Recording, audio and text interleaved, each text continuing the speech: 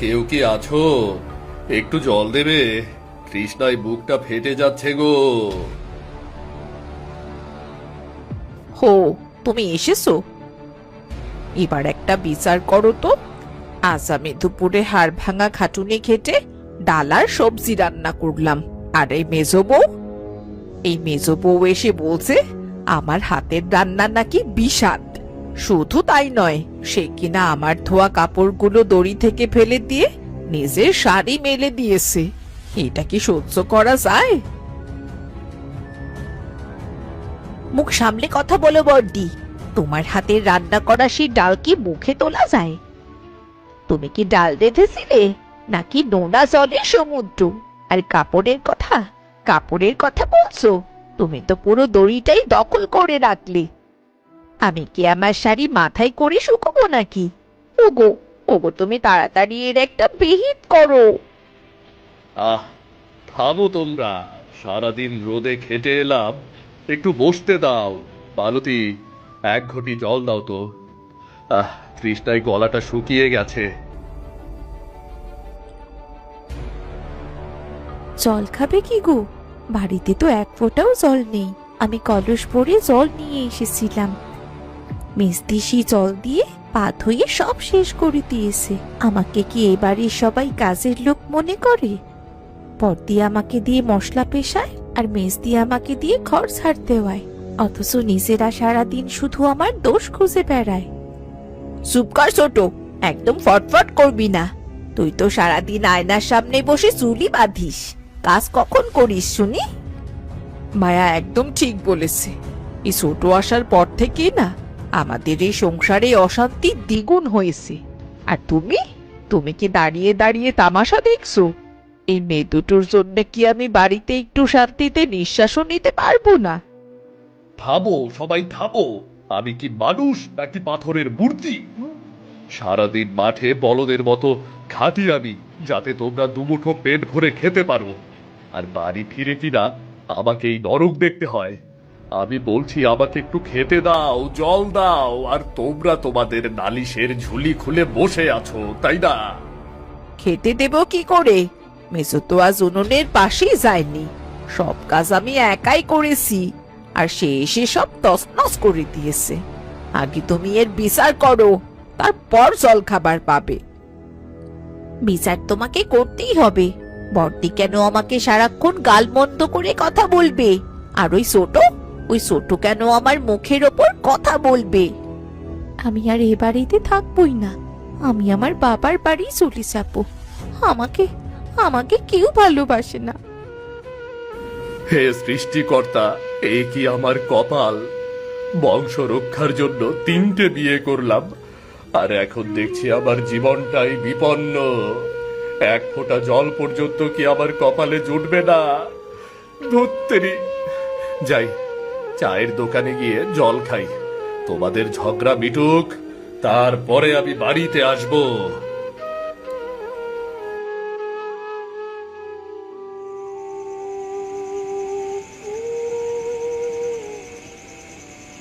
তিনটে বিয়ে করলাম, শুধু আশা ছিল একটা সন্তানের, কিন্তু ফলাফল শূন্য। জীবনে এখন অশান্তি ছাড়া আর কিছুই নেই।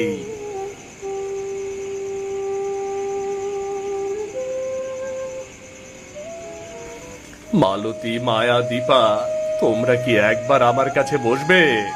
তোমাদের সাথে আমার একটু জরুরি কথা আছে। কি হয়েছে? তোমার শরীরটা কি খারাপ লাগছে? রাতে তো ঠিক মতো খেলেও না। পেটের খিদের চেয়ে মনের খিদেটা আজ বড় হয়ে দাঁড়িয়েছে। তোমরা কি বলতে পারো মালতী, এই সংসারে শান্তি কবে আসবে? আমরা তো জানি তুমি একটা সন্তানের মুখ দেখতে চেয়েছিলে। হ্যাঁ, ঠিক তাই। আমি চেয়েছিলাম এই আঙিনায় একটি শিশু হামাগুড়ি দেবে। তার আধো আধো কথা শুনে আমার সারা দিনের ক্লান্তি দূর হবে। আমার অবর্তমানে কে ধরবে নাঙল বলো? কার হাতে তুলে দেব আমার এই জমি সম্পদ? কিন্তু বিধাতা আমায় তো তাকে দিল না। অথচ তোমরা তোমরা কি পারো না অন্তত একটু মিলেমিশে থাকতে? আমাকে একটু শান্তি দিতে পারো না তোমরা? আমরা তো মিলেই থাকতে চাই, কিন্তু বর্দি বর্দি আমাদের মানুষ বলে গণ্য করে। সে তো সবসময় হুকুম দিতেই ব্যস্ত। আবার শুরু করলে দীপা? আমি বড় বউ, সংসারের নিয়ম তো আমাকেই দেখতে হবে। কেন থাকবে না? আমিও তো সেদিন সবজি কাটলাম, তুমি তো বললে আমি নাকি ঠিক মতো কুচুতে পারি না। ওগো ওগো, তুমিই বলো, আমার কি দোষ? থামো, দোহাই তোমাদের, থামো। আমি তোমাদের কাছে সন্তানের সুখ চেয়েছিলাম, কিন্তু তোমরা আমায় দিলে এক বুক হাহাকার। যখন নিঝুম রাতে পাশের বাড়ির বাচ্চার কান্না শুনতে পাই, তখন আমার কলিজাটা ছিঁড়ে যায়। আমি জানি সেটা, কিন্তু তোমরা যদি 3 বোন হয়ে এই বাড়িটাকে আগলে রাখতে, তবে হয়তো আমার মনে এত ক্ষোভ থাকতো না। গ্রামের লোক যখন আমাকে দেখে হাসাহাসি করে আর বলে, রমেশ তো নাঙল চাষতে জানে কিন্তু বংশের চারা গাছ রোপণ করতে জানে না, তখন আমার বেঁচে থাকার ইচ্ছাটাই মরে যায়। আমি তো মিলেই থাকতে চাই, কিন্তু বর্দি আর মেজদি। থাক, আমি বুঝেছি। তোমাদের এই পারস্পরিক দোষারোপ কখনো শেষ হবে না। আমার ভাগ্যটাই এমন, যার কপালে সুখ নেই তার 3 বউ কেন 30 বউ থাকলেও লাভ নেই। আমি শুধু এটুকুই বলবো, সংসারটা যদি এভাবে নরক হয়ে যায়, তবে একদিন আমি হয়তো এই ঘর ছেড়ে কোনো সন্ন্যাসীর আশ্রমে চলে যাব। অন্তত সেখানে ঝগড়া শুনতে হবে না। দেখলি দীপা, তোর সন্নিয়া শুনি এত কথা শোনাতেন। আমার জন্য কেন? মেজদি তো শুরু করেছিল। হ্যাঁ, এখন সব দোষ তো আমারই।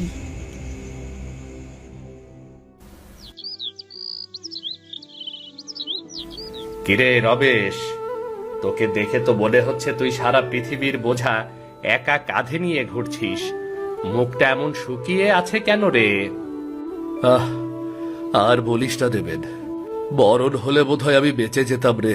ঘরে শান্তি নেই, সব বউয়ের ঝগড়ার যন্ত্রণায় আমি দিশেহারা। কেন রে, আবার কি হয়েছে? কি আর হবে রে বন্ধু, সারাক্ষণ এটা ওটা নিয়ে লেগে আছে। সারাদিন মাঠে পরিশ্রম করে বাড়ি ফিরি, একটু শান্তিও পাই না। আমাকে সেবা যত্ন করবে কি 3 জনে চুলোচুলি শুরু করে। এসব দেখতে আর ভালো লাগে না রে। কি আর করবি রে বন্ধু, আমরা তো এক বউ নেই হিমশিম খাই, আবার তোর ঘরে 3 বউ। যাই হোক শোন, ঝগড়া থামানোর এক দুর্দান্ত বুদ্ধি আছে আমার কাছে। কি বুদ্ধি বল রে ভাই, তোর পায়ে পড়ি, একটা উপায় বলে দে। তুই বরং আরো একটি বিয়ে কর। 4র্থ বউ যখন বাড়িতে আসবে, তখন দেখবি এই 3 জনের ঝগড়া এক নিমেষে উধাও হয়ে গেছে। তারা তখন নতুন বউকে আটকানোর জন্য একজোট হয়ে যাবে, তো কেউ বিরক্ত করবে না। তুই কি পাগল হয়েছিস নাকি রে?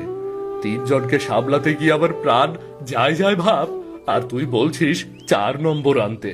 তুই কি চাস আমি পাগল হয়ে রাস্তায় রাস্তায় ঘুরি? আরে ভাই, রসিকতা করছি না, ভালো করে ভেবে দেখ। 3 জনে সারাক্ষণ ঝগড়া করে, 4 জন এলে ঝগড়া থেমেও যেতে পারে। আমি জানতাম তোর কাছে আসলে তুই আমাকে এমন উল্টাপাল্টা বুদ্ধি দিবি। আমার ভুল হয়েছে। তোর কাছে বুদ্ধি চাইতে আসা আমার ভুল হয়েছে। যা করার আমাকেই করতে হবে। আমি চললাম। আরে রমেশ, রাগ করিস না। শোন বন্ধু, বুদ্ধিটা খারাপ না, বাড়িতে গিয়ে ভেবে দেখিস। সবাই শুধু তামাশা দেখে, কেউ অন্তরের জ্বালা বোঝে না। আমি যে কি যন্ত্রণায় আছি কেবল সৃষ্টিকর্তাই ভালো জানে। মানুষ তো শুধু হাসাহাসি করে। যাকগে, যা করার আমাকেই করতে হবে।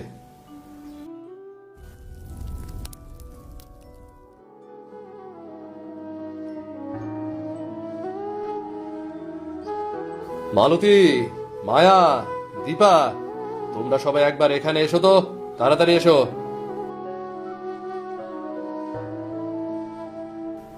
কি হয়েছে? এমন চিৎকার করছো কেন?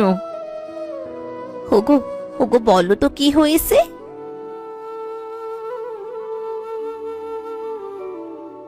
আমি সিদ্ধান্ত নিয়েছি আগামী সপ্তাহেই আমি আরো একটি বিয়ে করব। আমার চতুর্থ বউ এই বাড়িতে আসবে। কি বললে? আবার বিয়ে? তোমার কি কাণ্ডজ্ঞান সব লোপ পেয়েছে? আমরা তিনজন কি এই বাড়িতে কম হয়ে গেছি যে এখন 4 নম্বর নিয়ে আসতে হবে? ওরে বাবারে, আমরা তিনজন এই ঘরটাকে স্বর্গ বানিয়ে রেখেছি, আর উনি উনি এখন নরক থেকে আপদ ডেকে আনবে। আমি আমি জানতাম তুমি আমাদের ভালোবাসো না। তুমি ওই নতুন বউকে নিয়ে সুখী থাকতে চাও, তাই না? ভালোবাসার কথা এখানে আসছে না। আমি শান্তি চাই। তোমরা সারাদিন যেভাবে কামড়াকামড়ি করো তাতে আমার প্রাণ যায় যায় ভাব। শান্তি? শান্তি আর কখনোই না। আর একটা বউ আসলে তোমার সংসারে আগুন জ্বলবে, বুঝেছো? আগুন জ্বলবে। বড়দি ঠিকই বলেছে, তুমি আরেকটা বিয়ে করবে? এটা তো হতে পারে না, আমরা কখনোই মেনে নেব না। তোমরা তো আমার কোনো কথাই শোনো না। তাহলে আমার কাছে আর কি পথ খোলা আছে বলো তো দেখিনি। ঝগড়া তো আমি করি না, বড়দি আর মেজদি তো সব অশান্তির মূল। ছোট, তুই কিন্তু আবার আমার আর বড়দিকে দোষারোপ করছিস। তুই কি নিজে সাধু? শোনো, আমাদের পরিষ্কার কথা শুনে রাখো।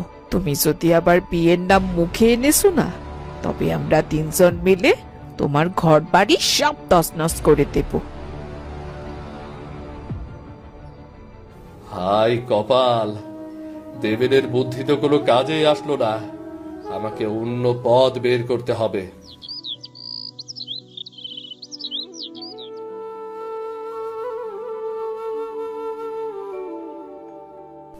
কি গো, সূর্য মাথার উপর উঠে গেল, আর তুমি আজ মাঠে যাবে না? কি হয়েছে তোমার? এমন ভাবে কেন শুয়ে আছো? মালতী, আবার সময় বোধহয় শেষ হয়ে এলো গো। সারা শরীর অবশ হয়ে গেছে, পা দুটো নাড়াতে পারছি না। বুকের ভেতরটা যেন কেমন করছে গো।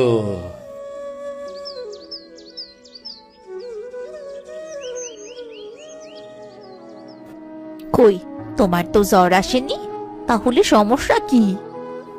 কি সমস্যা জানি না, তবে আমার ভালো লাগছে না। আমি বোধহয় আর বাঁচবো না। এ কি রমেশ, তোর এ কি অবস্থা রে? দেবেন ভাই, আপনি তো গ্রাম্য কবিরাজি জানেন। দেখুন না, দেখুন না কি হয়েছে উনার। হঠাৎ করে এমন বিছানা নিল কেন? অবস্থা তো বড়ই শঙ্কার। রমেশের নারীর গতি অত্যন্ত ক্ষীণ। অতিরিক্ত মানসিক চাপ আর দুশ্চিন্তা থেকেই অসুখ হয়। এই অসুখে মানুষ বেশি দিন বাঁচে না। হে কি বলছেন ভাই? এর কি কোনো ওষুধ নাই? ওষুধ একটাই, শান্তি। কিন্তু রমেশের যা অবস্থা তাতে মনে হচ্ছে তার জীবনী শক্তি ফুরিয়ে এসেছে। যদি সে আরো একবার কোনো চিৎকার বা ঝগড়ার শব্দ শোনে, তবে তার হৃদযন্ত্র চিরতরে বন্ধ হয়ে যেতে পারে। দেবেন, আমার বউদের বলিস তারা যেন ঝগড়া না করে। আমি মরে গেলে তারা অনাথ হয়ে যাবে। জমিগুলো অনাবাদি পড়ে থাকবে, ঘরে খাবার আসবে না। হোগো, হোগো, তুমি মরণের কথা বলো না। তুমি ভালো হয়ে ওঠো। বৌদি, রমেশকে বাঁচাতে হলে ওকে সম্পূর্ণ বিশ্রামে রাখতে হবে, আর সেবা করতে হবে। আর মনে রাখতে হবে, ও মাঠে যেতে পারবে না কিন্তু। হে কি বললেন ভাই? ও যদি এভাবে বিছানায় পড়ে থাকে, তাহলে আমাদের পেটে খাবার কিভাবে যাবে? আমরা তো না খেয়ে মরবো। হো দিদি, কিছু বলো। হ্যাঁ, তাই তো। বৌদি, রমেশের জমি আছে, আপনাদের তিনজনের শক্তি আছে। আপনারা যদি মিলেমিশে কিছু একটা করে আগলে রাখেন, তবেই সম্ভব। এখন দেখুন কি করবেন। তোমরা সবাই বাইরে যাও, আমাকে একা থাকতে দাও। বৌদি, সবাই বাইরে চলুন। রমেশকে এখন একা থাকতে দিন। সবাই বাইরে চলে যান।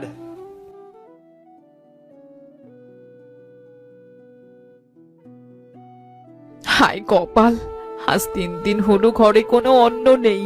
যেটুকু চাল ছিল তা তো কালই শেষ হয়েছে। আজ তো দেখছি উপোস ছাড়া আর কোনো গতিই নেই। আমার যে নারী ভরি চলে যাচ্ছে গো দিদি। আহ, আমি তো চেয়েছিলাম তোমাদের রাজরানীর মতো করে রাখতে, কিন্তু আমার শরীর যে বেইমানি করলো। আজ চোখের সামনে অন্ধকার দেখছি। তোমরা নিজেদের ব্যবস্থা করো। আমরা কি ব্যবস্থা করব? কিভাবে? আমরা এখন মেয়ে মানুষ হয়ে মাঠে কাজ করব? কি আর করব বলো? শোনো, জমির সবজি আর ছোলার বীজ বুনেছি জমিতে, সেগুলোতে এখন ফল ধরার সময়, কিন্তু আমি তো যেতে পারছি না। তোমরা গিয়ে জমিতে জল দাও, আর ফসল উঠলে সেগুলো ঘরে নেওয়ার ব্যবস্থা করো। আমরা মাঠে যাব? রোদে পুড়ে মাটি করব? লোকে দেখলে বলবে কি? কিছু করার দরকার নেই রে মেজো। এখন পেটের খাবার জোগাড় করতে গেলে আমাদেরই কাজে নামতে হবে। দেখছিস না মানুষটার কি অবস্থা? চল, আজ থেকে আমরা 3জন মিলে একসাথে কাজ করব মাঠে। হ্যাঁ বর্দি, তুমি ঠিকই বলেছ। পেটের জ্বালায় এখন আর লজ্জা রাখলে চলবে না। চলো মাঠে যাই। দিদি, তোমরা গেলে আমিও যাব। চলো, আমরা 3জন মিলে একসাথে কাজ করি। শোনো, যাওয়ার সময় ঘর থেকে 2টো কাস্তে আর ঝুড়ি নিয়ে যাও। জমির পশ্চিম কোণে শাকসবজি আছে, আর মাঝখানে ছোলা। আজ যদি কিছু আনতে পারো সেগুলো বিক্রির ব্যবস্থা করো, তাহলে চাল ডাল কিনতে পারবে। এবার আসল কাজ শুরু হবে। পেটের খিদে বড় জ্বালা। মনে হচ্ছে এবারের ওষুধে কাজ হয়েছে। যাক বাবা, একটু শান্তিতে আছি।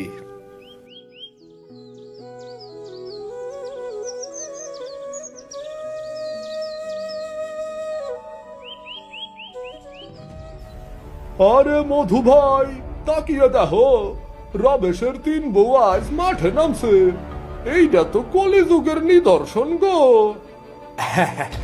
আরে ঠিকই তো, কি যুগ আইলো, আর কত কিছুই দেখতে হইব। মাইয়া মানুষ মাঠে কাজ করতেছে।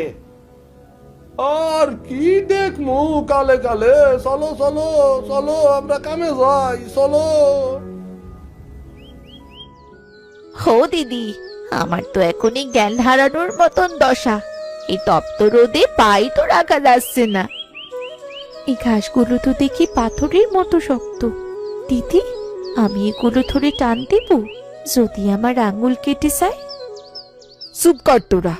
সারাদিন তো শুধু খেয়েছিস আর ঝগড়া করেছিস। আজ পেটে অন্ন নেই বলে এখানে আসতে হয়েছে।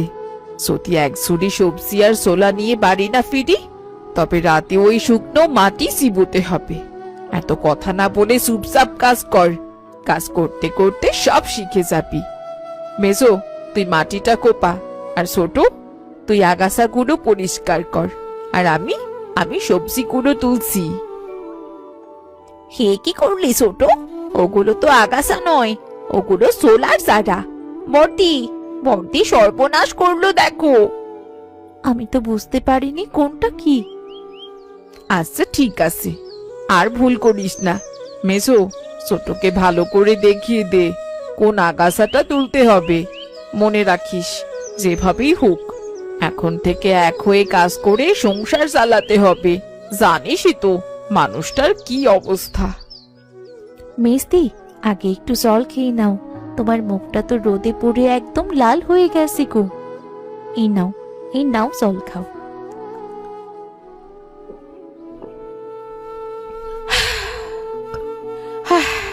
এই 1 ঘটি জল যেন অমৃতের মতো লাগলো রে ছোট।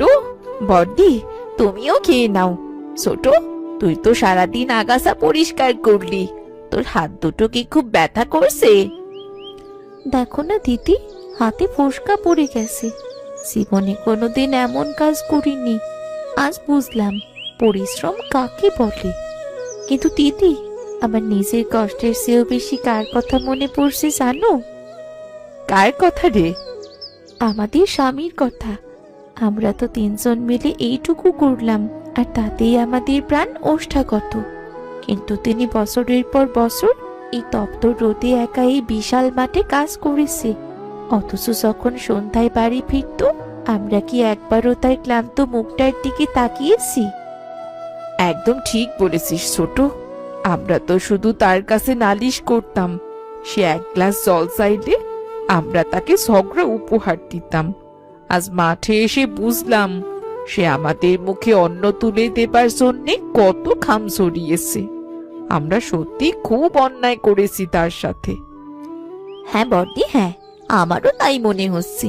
আমরা তিনজন একসাথে থেকেছি, কিন্তু সারাক্ষণ একে অপরের সাথে ঝগড়া করেছি।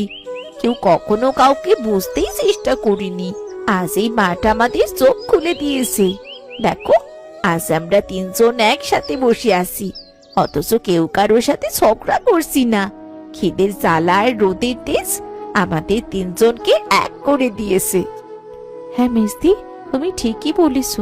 আজ থেকে আমরা তিনজন তিন বোনের মতোই মিলেমিশে থাকবো, আর একে অপরের সাথে ঝগড়া করবো না, কেমন? তোমরা আমার বড়, তোমরা যা বলবে আমি তাই মেনে চলবো।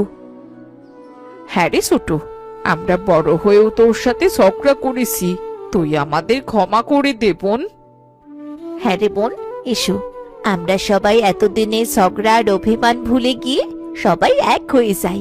আমাদের মধ্যে আর কোনো যেন মতবিভেদ না থাকে।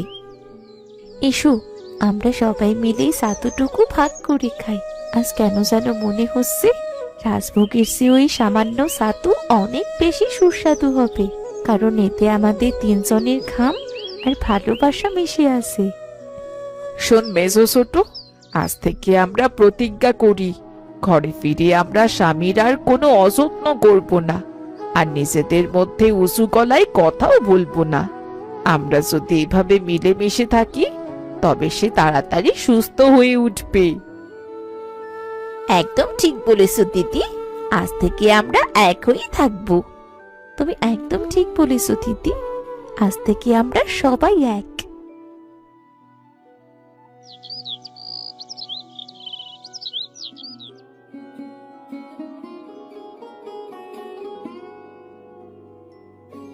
কই গো বর্দি, এই দিকে এসো।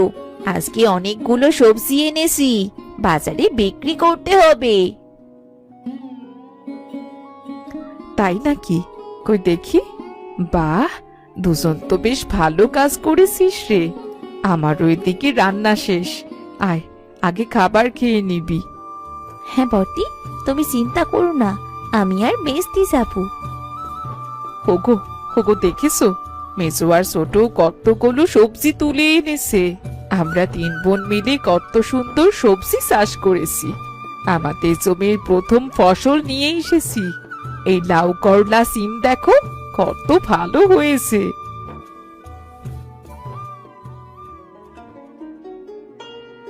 কই দেখি। বাহ, এ তো দারুণ কাজ করেছো। তোমরা তিনজনে দারুণ কাজ করেছো। তোমাদের কাজ দেখে আমি সত্যিই মুগ্ধ।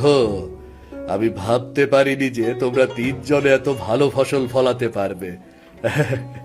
আমি এতদিন তো ভাবতাম তোমরা শুধু ঝগড়াই করতে পারো, এখন দেখছি না। তোমরা গুণী, তারা ঝগড়ার পাশাপাশি কাজও জানে। অতীতের সব কথা ছাড়ো তো, তুমি বলতে পারবে আমরা গত এক মাসে একটা টু শব্দ করেছি? আমরা তিনজন এখন তিন বোন, আমরা এক হয়ে গেছি, বুঝেছো? আমাদের মধ্যে আর কোনো ঝগড়া বিবাদ নেই। তোমাকে আমরা তিনজনে মিলে সেবা করেছি, মাঠে কাজ করে সংসার চালাচ্ছি। কত সুন্দরভাবে দিন যাচ্ছে দেখছো না? তুমি অসুস্থ হবার পর আমরা যখন প্রথম মাঠে গিয়েছিলাম, তখন আমাদের অনেক কষ্ট হয়েছিল। মনে হয়েছিল আমরা বোধহয় ব্যর্থ হব, কিন্তু আজ দেখো, আজ আমরা সফল হয়েছি। শোনো, তোমাকে একটা কথা বলতে চাই। এতদিন আমরা শুধু উপার্জনের ওপর বসে খেতাম আর অশান্তি করতাম, আর এই কয়েক মাস মাঠে কাজ করতে গিয়ে আমরা বুঝেছি সংসার চালানো কতটা কঠিন। আমরা এখন লাঙল ধরা থেকে শুরু করে বীজ বপন আর নিড়ানি দেওয়াও শিখে গেছি। দিদি একদম ঠিক কথা বলেছে। এখন আর রোদে পুড়ে তোমায় একা মরতে হবে না। তুমি সুস্থ হয়ে উঠলেও আমরা কিন্তু মাঠের কাজ ছাড়বো না। আমরা 3 বোন ঠিক করেছি পালা করে ঘরের কাজ আর মাঠের কাজ সামলাবো। আমরা এখন জানি কখন জমিতে জল দিতে হয় আর কিভাবে পোকামাকড় থেকে ফসল রক্ষা করতে হয়। তোমাদের মুখে এই কথাগুলো শুনে আমার অর্ধেক অসুখ এমনিতেই সেরে গেল। আমি কি কোনোদিন ভেবেছিলাম আমার ঘরটা এমন শান্তিতে ভরে উঠবে? তোমাদের এই পরিবর্তন দেখে আমি সত্যিই গর্বিত। আমি আজ খুব খুশি। আমি এতদিন তো এটাই চাইতাম, তোমরা 3 জনে মিলেমিশে থাকবে। আমরা ভুল করেছিলাম, আমাদের নিজেদের রেষারেষিতে তোমার জীবন বেশিয়ে তুলেছিলাম। কিন্তু এখন আর সেই দিন নেই। এই মাঠ আমাদের শিখিয়েছে যে একতা থাকলে বড় ফসলও ফলানো সম্ভব। এখন থেকে আমরা 3 জন এক হয়ে থাকবো আর তোমার সব দায়িত্ব ভাগ করে নেব। ওগো ওগো, তুমি চিন্তা করো না, তুমি শুধু সুস্থ হও। আমরা বাজার থেকেই সবজি বিক্রি করে ভালো আয় করব। দেখো, আমাদের সংসারে আর কোনো অভাব থাকবে না। বাহ, আমার ওষুধ তো দেখি জাদুর মতো কাজ করেছে। 3 জন সারাদিন কামড়া কামড়ি করত, আজ তারা সংসারের হাল ধরার প্রতিজ্ঞা করছে। 3 জন এক হয়ে গেছে, এটাই তো আমি চেয়েছি। সত্যি আমার এখন বলতে ইচ্ছে করছে, সৃষ্টিকর্তা যা করেন ভালোর জন্যই করেন। আমি যদি অসুস্থ না হতাম তাহলে তোমাদের এই মিলটা দেখতে পেতাম না। সারাক্ষণ তোমাদের কত বুঝিয়েছি, কিন্তু তোমরা আমার কোনো কথাই শোনোনি। আর আজ দেখো, আমার অসুস্থতায় তোমরা কত সুন্দর মিলে গিয়েছো। দেখো দেখো। তুমি এটা ঠিকই বলেছো।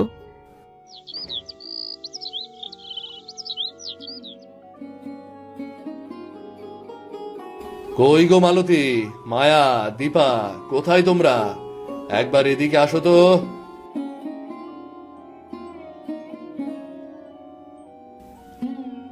হে কি, তুমি উঠে দাঁড়ালে কিভাবে? কিছু লাগবে তোমার? লাগলে বলো, পড়ে যাবে তো। আগে বসো না। ওগো ওগো, তুমি সুস্থ হয়ে গেলে? কাল পর্যন্ত তো উঠতেই পারছিলে না, আজ এত সোজা হয়ে কি করে দাঁড়িয়ে আছো? তোমার শরীরটা কি ভালো লাগছে? এ কি অলৌকিক ব্যাপার বর্দি! কোনো অলৌকিক কিছু নয় মায়া, আমি আসলে কোনোদিন অসুস্থই ছিলাম না। আমার অসুস্থতা ছিল একটি সাজানো নাটক। নাটক মানে কি বলতে চাইছো? তোমার কি মাথা ঠিক আছে? তুমি তো অসুস্থ ছিলে, এখন এসব কি বলছো? তাই তো, তুমি এসব কি বলছো? কিসের নাটক আর কে করেছে নাটক? সবকিছু খুলে বলো আমাদের কাছে, আমরা তো কিছুই বুঝতে পারছি না। আমার অসুস্থতা একটা নাটক ছিল, বুঝতে পেরেছো তোমরা? আমাদের সাথে তুমি এত বড় প্রতারণা করতে পারলে? আমরা ভেবেছিলাম তুমি মরণাপন্ন, তাই নিজেদের হাড় মাস এক করে মাঠে খেটেছি, আর তুমি ঘরে বসে আরাম করেছো। সি সি সি সি সি। আচ্ছা, তুমি আমাদের সাথে এই নাটকটা কেন করলে সেটা তো বলো। তোমরা একটু স্থির হও, আগে আমার কথা শোনো। আমার এটা প্রতারণা নয়, এটা ছিল তোমাদের এক করার চেষ্টা, শেষ চেষ্টা বলতে পারো।